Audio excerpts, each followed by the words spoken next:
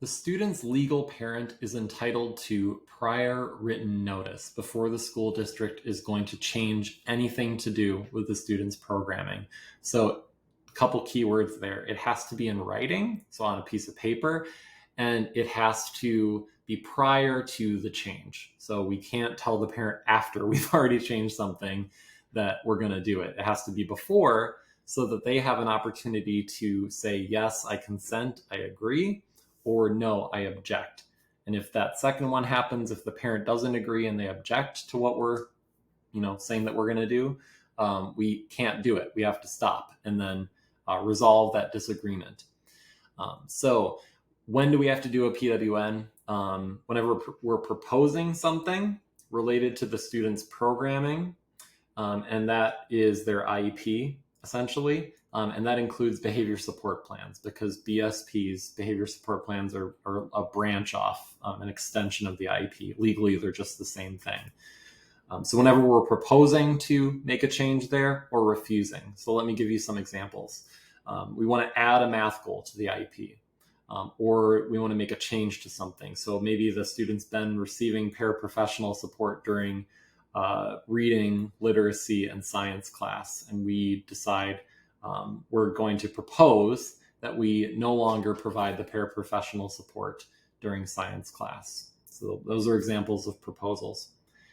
Refuses would be, say the parent brings up during the meeting, I really feel like Ben should receive paraprofessional support during his after-school club that's coming up. And the IEP team talks it over. There's disagreement. At the end of the day, the school members, special education teacher, administrator, other school members of the team say, we really don't feel that it's a free and appropriate public education, FAPE, to provide that paraprofessional support during that after-school club. So when they write up the PWN, they say, we are refusing to provide that paraprofessional support during the after-school club. So that's an example. So whenever we're proposing to add, change, remove something from the IEP or BSP, or when we're refusing to add, change, or remove something from the IEP or BSP, we have to send this prior written notice. And the prior part, so it has to be 14 calendar days. So say that it's November 1st, and I email or mail or just hand it to the student in an envelope, but on November 1st, I get it to the parent. I would wait 14 calendar days to hear back from that parent and get that PWN back before we would be able to make that change to the student's programming. That said, if I get the signature back from the parent on November 2nd or November 3rd, just a couple of days later, we can move forward with those changes if the parent consents and they agree.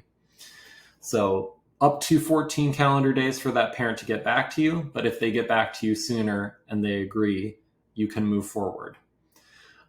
If I don't hear back from the parent, so I send this home on November 1st, and then I wait 14 calendar days, and I have not heard back from the parent one way or the other, if they consent or they object. We can move forward at that point. It's what they refer to as passive consent. So there's a big exception to that, though, when we're first providing an IEP. So when you write up the PWN that says we are providing the first IEP for John, this is what's going to be in this IEP. John's never received special education services before. It's his first IEP. You have to get a signature. So you can't wait 14 days and then begin providing services. You need active signature consent. If the parent says that they object to any part of the prior written notice, you need to get in contact with your school psychologist and your special services supervisor, your SSS, as soon as possible, because the SSS in particular will come alongside and help support you in that situation with resolving the disagreement about what the parent objects to. So as soon as possible, you would reach out to those people if you ever get a check mark on the I object parts of the prior written notice. Lastly, before we dig into actually writing this thing, when you date things in the IEP, A big one is the services grid. Let me show you what I mean when I say services grid. So the part of the IEP when you say the date that services will start. So you're saying, when is the math service going to start? The reading service going to start? You always put that 14 days after the date you're sending the PWN. So again, if I'm sending that PWN on November 1st, let me do some math. It would be November 15th, I think, with my math. That's the date I would put on the start date here, the November 14th or 15th, whatever it is, 14 days later. And if I get that PWN back signed on November 2nd or 3rd, I don't need to change the IEP. I can just start providing those services on November 2nd or 3rd. But the point is that whenever there's a date in the IEP, when we're saying this is going to start on this date, we can't put it earlier than 2 weeks after we send the prior written notice, because we have to leave room for, okay, we send the piece of paper to the parent and we wait 14 calendar days and we never hear back. And then we can start providing this service. So that's kind of the scenario you have to think through whenever you are putting those dates in the IEP. So how do we write this thing? We have, fortunately, tons of resources for this because this is a really important document. Let me say that. The IEP is really big. There's a lot of information in it.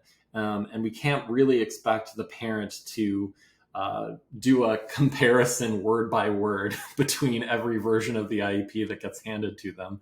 So this is that short summary, essentially, of what we are changing, what we're adding, what we're removing from the IEP. And it needs to capture what we are doing to the IEP and what we're doing to the student's day. If you put yourself in the parent's shoes, if you hear from your child one day, oh, I don't have a pair in this class anymore, or, oh, my math class changed, I'm in a different math class now. Or my tests used to get changed this way, and now they've stopped changing my tests that way. And if you were to then pull out the IEP and cross-reference that part and notice, oh, that changed, and that wasn't in a prior written notice, that's not a good thing. The school is not in a good place when we are changing from a relationship angle, from a legal angle. It's our responsibility in this PWN to tell the parent, this is what we're doing to change the IEP, so that they don't have to cross-reference word by word every version of the IEP and the BSP, again, that they get. So the PWN is extremely important as far as our legal and just, functional relationship with the families that we're serving. So we gotta cover everything that we're adding and changing, and that's a big deal. And it's, it's not easy to write these things because you have to think through, what am I changing? And then you have to be able to write all that up without writing a novel, because you already wrote the IEP. So good thing is we have you covered. Whenever there's a drop down in SpEd forms, and by drop down, I mean the little kind of thing that pops out and it has all those templates you can click on. Whenever that's the case, we have these documents on Case Manager Resources. You saw me click on it, that show you what we have in that dropdown in SpEd forms. So it's aligned. We're going to look at the PWN and SpEd forms in a sec here. Well, why don't we do it now? So, you're on the student's page. There's evaluations, there's service plan, there's IEP. Right below the IEP is the PWN. So this is a blank one. So these are these dropdowns I was referring to. So this, what I'm looking at here, this dropdown matches exactly what's in this document. And we have lots more here than what is in SpEd forms by default. We've put a lot of time into this to equip you. So what I'm going to do in this next part of the video is take the list of things that changed in a fake student's IEP, and I'm going to write up the PWN as if those things changed. And I'm going to use my templates to help me do that quickly. And to do this, you might be looking at your meeting notes like I am now. Throughout here, you see I highlighted the things that are getting changed, things that we're adding, things that we're removing, things that we're just tweaking the wording on. You want to have that list, basically. So whether it's this agenda, and that's clear enough for you. Some case managers will be circling and drawing and highlighting the actual IEP in their hands. Some people write a checklist, maybe at the end of their meeting agenda. I've seen folks do that, kind of writing, a checklist, but keep track of the things that are going to be different in the new IEP, because that's really what you are going to want to be covering in your prior written notice when you send these. So let's start going through. This part is about goals and services that are linked to those goals. So the change that's happening, we're continuing two of the goals. We're just changing the targets, but the services are staying the same for the behavior goal, for the reading goal.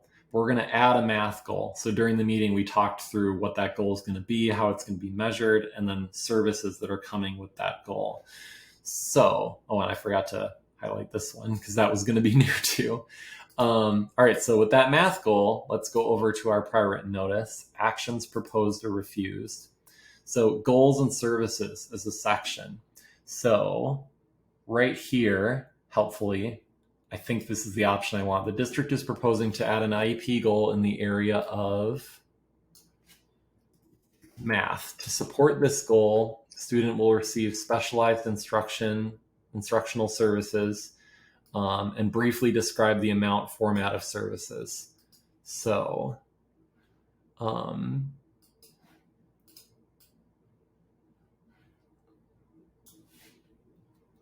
weekly in the, or not weekly, daily, daily in the special education classroom. So I don't want to write a novel there. I'm just, painting a picture. So that's it. What are we planning to do? What are we proposing or refusing? And then the explanation. So I have to explain why we're proposing or refusing. So I want to find the goals and services section. And hopefully this is the option that I want. A goal is being added because the team determined that student requires greater assistance in the area of, I have to individualize this. Helpfully math is the example that's in there. And is provided to most students. Student has struggled with, what has the student struggled with?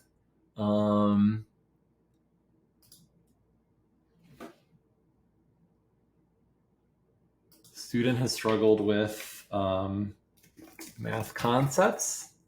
Not my area of expertise, so I'm just winging it. Students' math scores on the MCA are well below the proficient level, and his test, quiz, and assignment scores are consistently in the lowest percentages of the class. So if that's accurate, I leave it. We're just rationalizing why we're doing this. The team determined that special education services and supports, including progress monitoring, are needed. Okay, so that's the why. Sources of information. So let's say parent input, because we discussed it during the meeting. Teacher input, so his general education math teacher would have had some input here. Review of group achievement scores. Yes, because I already mentioned MCAs. Let's say review student records. I mentioned the grades. And so let's leave it at that. So other options considered. So we have to fill out all these areas. So let me find goals and services. I'm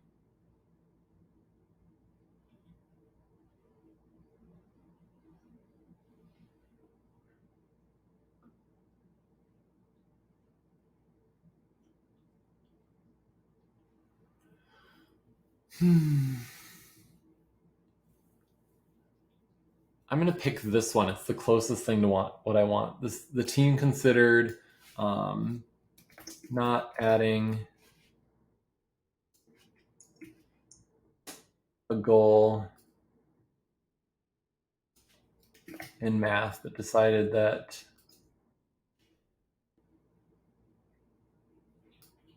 the student has needs for services in that area, and the goal and services should be. Okay. So we considered not adding the goal, but decided that it's needed. And any additional factors. So right now, well, let's look down. Nope. So right now, no, but I'm going to leave that until I do some other changes because maybe something comes up. Okay, so we've done that goal. What's next? So extended school year, regression recoupment. Student will have ESY this summer. So students never had ESY before, so we're adding this to the IEP. So it's another thing that I want to write up. So let me look in here, actions proposed and refused. These are alphabetical, by the way. So right, ESY is what I want. Okay, this is what I want. The team considered students' need for ESY and determined that the student demonstrates a need for ESY services in, let's say, reading. The student already has a reading goal and they've just struggled with making progress to recoup after breaks. So we're adding ESY for reading. Due to regression recoupment, that's one of the 3 ways a student could be eligible for ESY. So I added that. Now you've got 2 things in this box. It's not mandatory by any means, but it's a lot more parent friendly to consider putting some kind of label in front of these. Some people will number them. Let's do that. So then across these boxes, parents and anybody else reading it can keep them straight. And that's a big, big help to parents, and they appreciate that. So I'm going to recommend that. So down here in the Y box, Y ESY. Okay, so I'm going to number it again. Student demonstrates a need for ESY services due to regression recoupment. Yes, consistently struggled to recoup learning progress following breaks.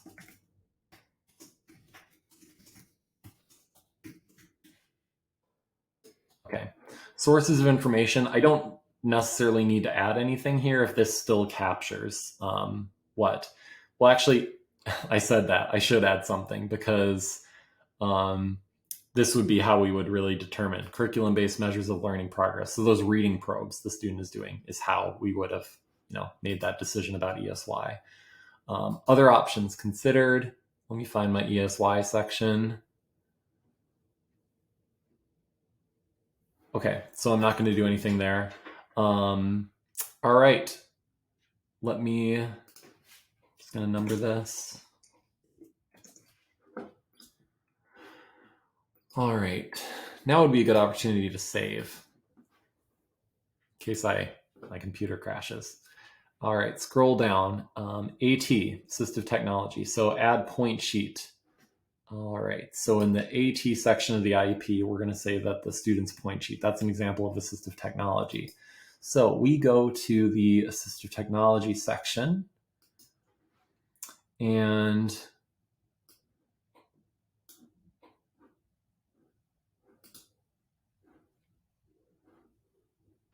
oh, I see. It popped in kind of a weird place because my mouse was in the wrong place. So I'm just pasting what I added down here. So number 3, AT. The team considered students' need for assistive technology and determined student would benefit from AT in the area of behavior. We're not going to begin trialing AT tools. We already know what we're going to add. The student will be using a point sheet. Okay, explanation. Why are we adding that AT? So let me find assistive technology in here.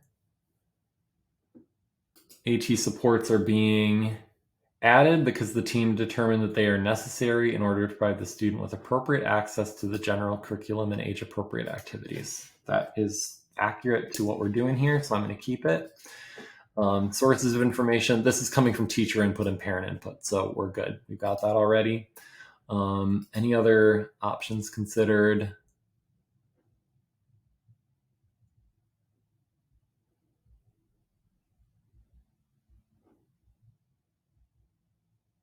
Okay, good there.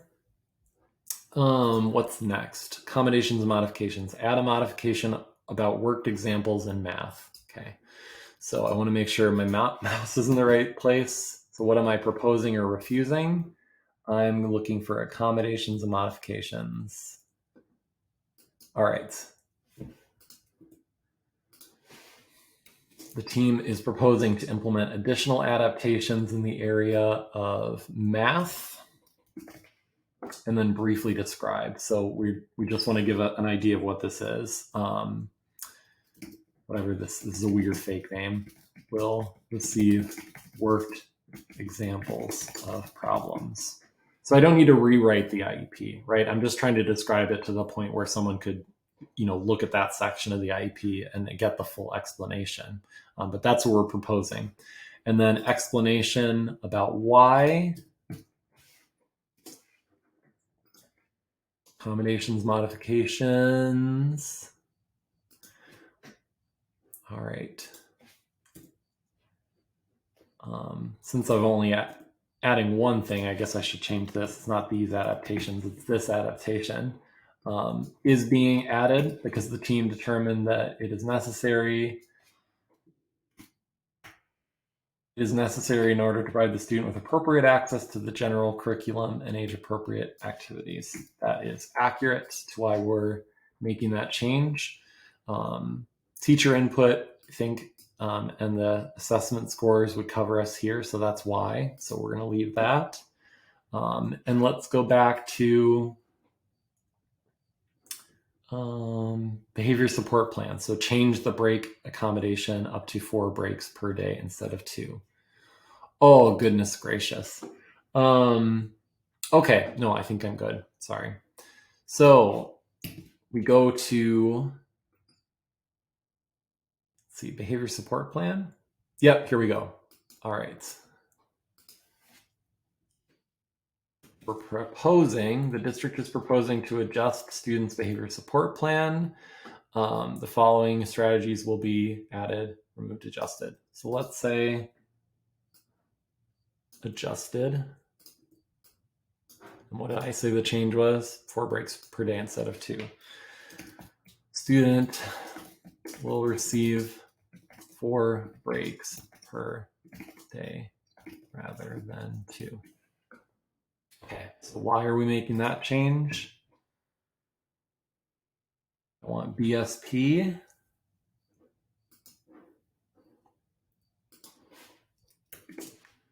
Students' BSP is being adjusted because, okay, what's our reason? Because the team determined that, oh, this is kind of close to what we're actually doing. The team determined that increasing the number of scheduled breaks is likely to support students' self-management skills during periods of the day that have been challenging to students. Perfect. Okay, that's what I want. Save again. Good opportunity to save. This would have come from parent input, teacher input, so I think we're good as far as our sources of information. And paraprofessional support removed from social studies class. So let me get down. So we're on proposal number 6. So I'm looking for paraprofessional support. Did I go past it? Yep.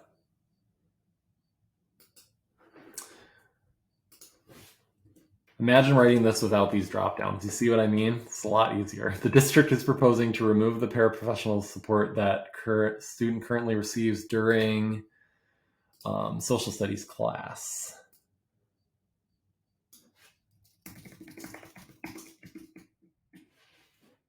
All right, why are we doing that?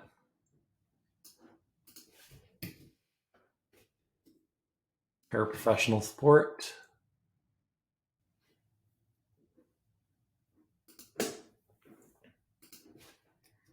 Paraprofessional support is being removed because the team determined that the support is no longer needed in order to provide student with a reasonable opportunity for educational benefit, including access to the general curriculum. And the team determined that continuing to provide the extra adult support would likely undermine students' independent functioning. Perfect. That's exactly why we're doing it. So I'm going to leave that. And this would come from parent and teacher input. So I'm feeling good about that. And we're getting close to the end now. Program supports for school personnel, add math and language services coordinators. Okay, academic services coordinators. So let's get down to program supports. Where are we?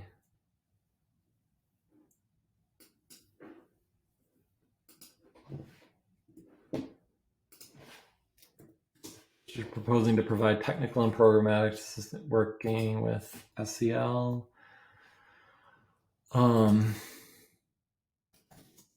Academic services coordinators. Okay. And then number 7 here.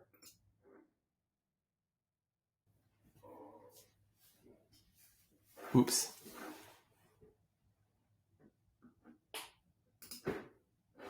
All right. The team determined that the support is necessary in order to implement the student's IEP. Perfect. All right. So I've made 7 proposals, no refusals. And I said what they are and why we're doing them, which is the meat of the document. My sources of information, there's no information we consider that isn't on this list as far as why we're making these decisions. Other options considered, and this is another opportunity to highlight this kind of checklist on CMR to think through, is there, let's see, what was considered by the team, but ultimately you didn't move forward with. The other options considered section is a great place to document annual considerations that are ultimately determined to be necessary. Does the student not require AT? So if I was thinking, hey, the student doesn't require assistive technology, we would go to the assistive technology section and saying we consider it assistive technology and then determine that no AT is needed. So we could say that there. Back to CMR. Same thing with extended school year. That's an annual, consideration. Does the student need extended school year? So here we could have said for extended school year, the team considered ESY and determined that student does not meet ESY eligibility criteria. Okay, so feel good there. And then additional factors that are relevant.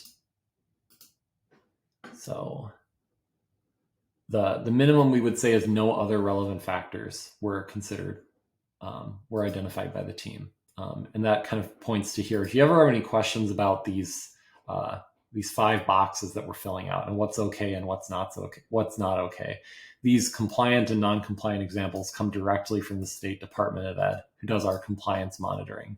So they've told us, like, if a section is blank, it's not in compliance. So we can't just leave the box blank. So in this case, there's nothing about student moving frequently or English learner or retention. We're just going to say no other relevant factors were identified by the team. And I'm going to click save. So the only thing left to do is I would put in the date that I'm actually sending it to the parent. I would fill in these boxes about who I am, who they could contact in order to get a copy of procedural safeguards, and then information about who to return this form to. But really quick, there is a explanation of rights, talking to the parent about what they're doing to propose or refuse described. But when we get down to it, these are the boxes when you get the form back that I was mentioning at the very beginning of this video: consent and objection. So the parent can check, yes, I consent, and I agree, and school can move forward, or they can object in one of 2 ways. They can say, I object and I request a conciliation conference. That's a formal dispute resolution procedure. Your special services supervisor, your SSS, would be pulling that together within the 10 calendar days. So that's another reason why you got to contact that SSS right away when you get this back, and if either of these boxes are checked for objection. Got to do it right away so that they can help you out in due time. Or the parent says, I object, but I just request a meeting, so an IEP meeting, to talk over the disagreements. And then they ask the parent to describe what they disagree with, which part. And that is pretty much it as far as writing a prior written notice. Thanks so much.